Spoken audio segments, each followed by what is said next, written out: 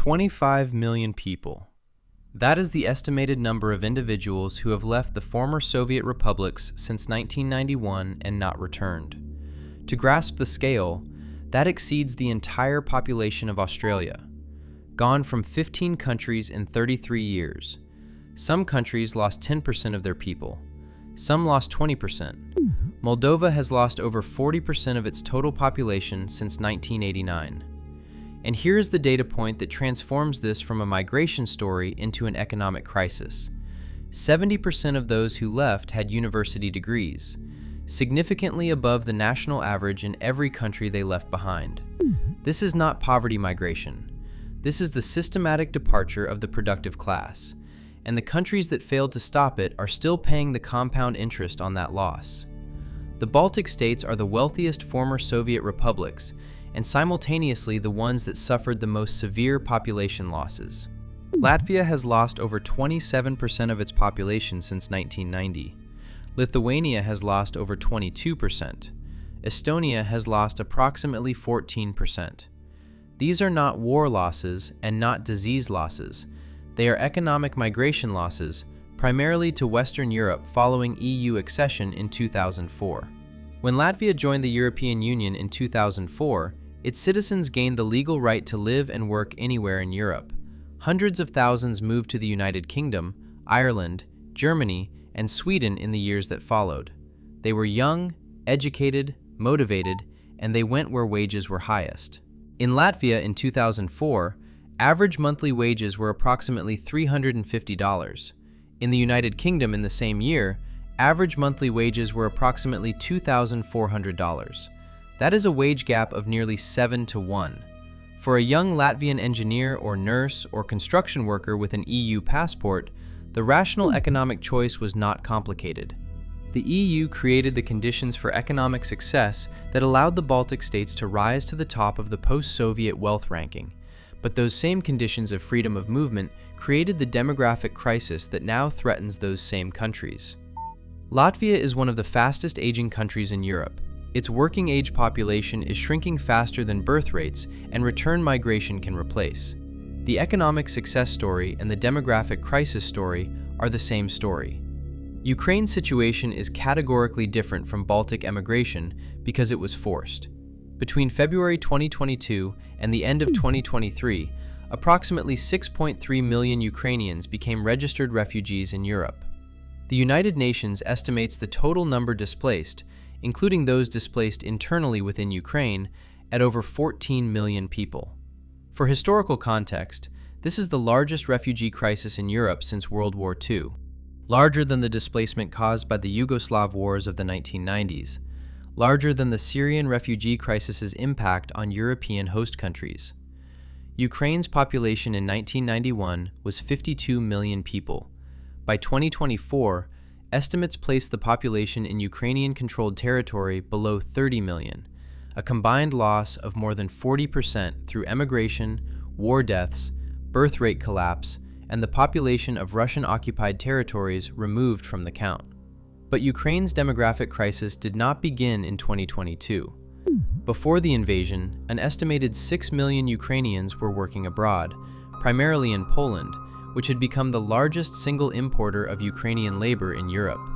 The pre-war labor migration combined with the war refugee crisis has left Ukraine with a demographic problem that economists estimate will take 2 to 3 generations to recover from under even the most optimistic post-war reconstruction scenarios. Demographic recovery is the slowest form of economic recovery there is. Russia's brain drain is selective in a way that makes it economically more damaging than its headline numbers suggest. The World Bank estimated that by 2017, over 10.6 million Russian citizens were living abroad, approximately 7.4% of the total population. Of those, 70% held university degrees. Then came the post-2022 wave. In the months following the February invasion, between 650,000 and 800,000 Russians left the country. They went to Serbia, Armenia, Georgia, Kazakhstan, and EU member states. The profile of those who left matters enormously for economic analysis.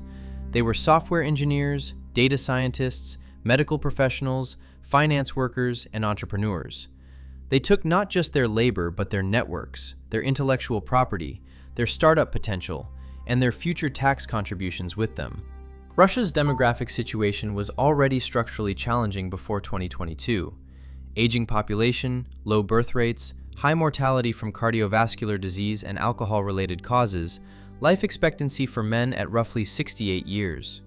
The 2022 brain drain accelerated trends that had been building for 30 years. Brain drain also compounds in a way ordinary emigration does not. When a senior software engineer leaves, they remove their own output and also the output of the 10 junior developers they would have trained. The effect is multiplicative. In Central Asia, emigration takes a different form. Labor migration that remains semi-permanent, with workers returning for seasonal periods or family events, but spending most of the year abroad, sending remittances home rather than building productive capacity in the domestic economy. Tajikistan depends on remittances for over 20% of its GDP.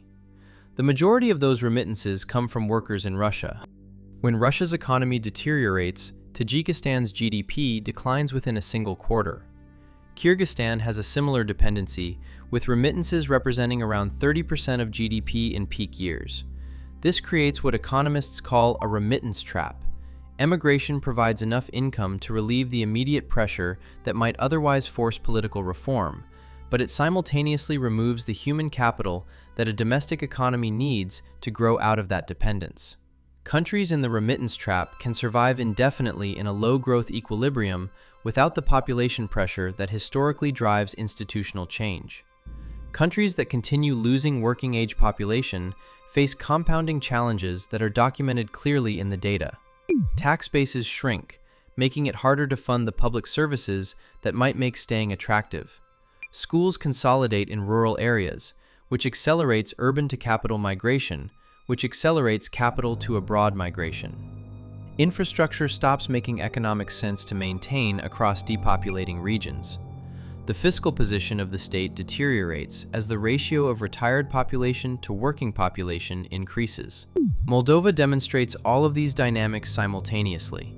Its population fell from 4.4 million in 1989 to approximately 2.6 million in 2024, a loss of over 40%. Its diaspora, concentrated in Romania, Italy, and the United Kingdom, sends remittances that constitute over 15% of GDP. Moldova is simultaneously a European Union candidate country and a country whose demographic trajectory raises serious questions among European economists about its long-term fiscal viability as a functioning state. Latvia has introduced financial incentives for diaspora return.